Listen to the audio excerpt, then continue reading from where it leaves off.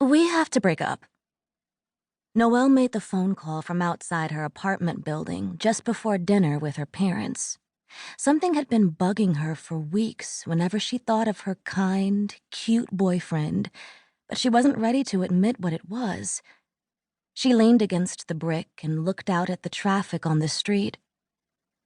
This just isn't working anymore. What? He said.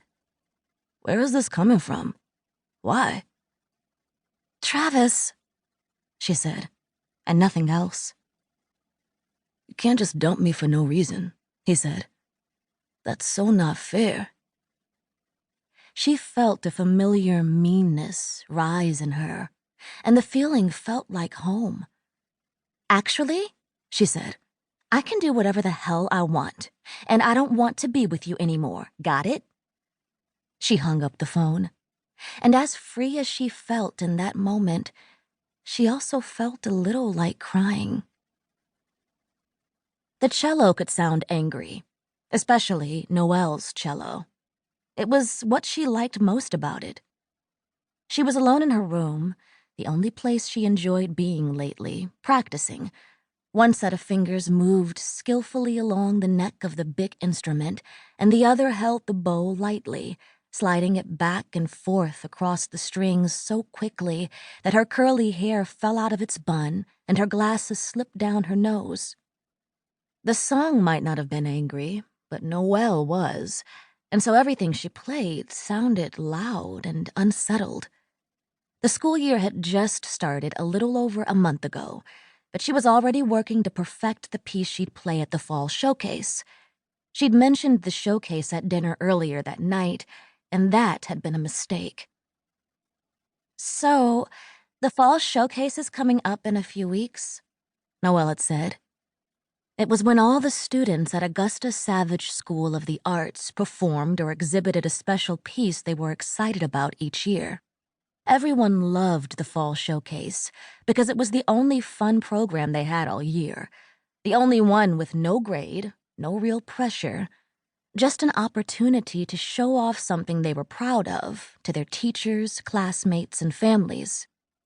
Before she could even finish explaining that it would be a fun night, that they didn't have to stay long, but that she really wanted them to come, her mother, an emergency room nurse, rubbed her dark eyes and said, I'm sorry, honey, but I'll probably be pulling a double that night.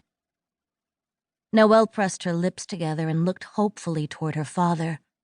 She knew he had to be up at 3 a.m. every day to make it downtown to the construction site where he worked.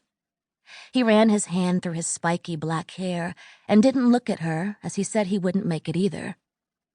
Won't your friends be there? Her father asked. But friends weren't the same as family. Pierre said, I'll come, Noe. She'd smiled at her little brother, but still felt sad. Her parents were always too busy with work to come see her play, so she didn't know why she'd expect it this time to be any different. The hope she hadn't even realized she was holding on to made her throat feel tight. The worst part was she couldn't even be upset about them missing the showcase without feeling guilty.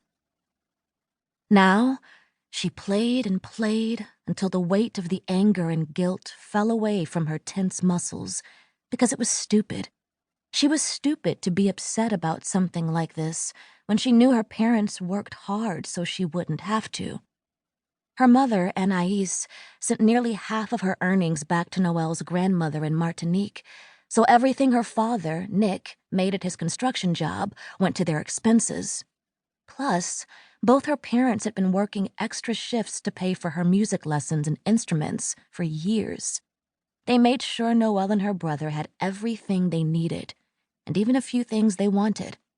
They also let her keep whatever she made helping out at her grandparents' restaurant in Chinatown. And all they asked of her was to do well in school and make their sacrifice worth it. Who was she to want more?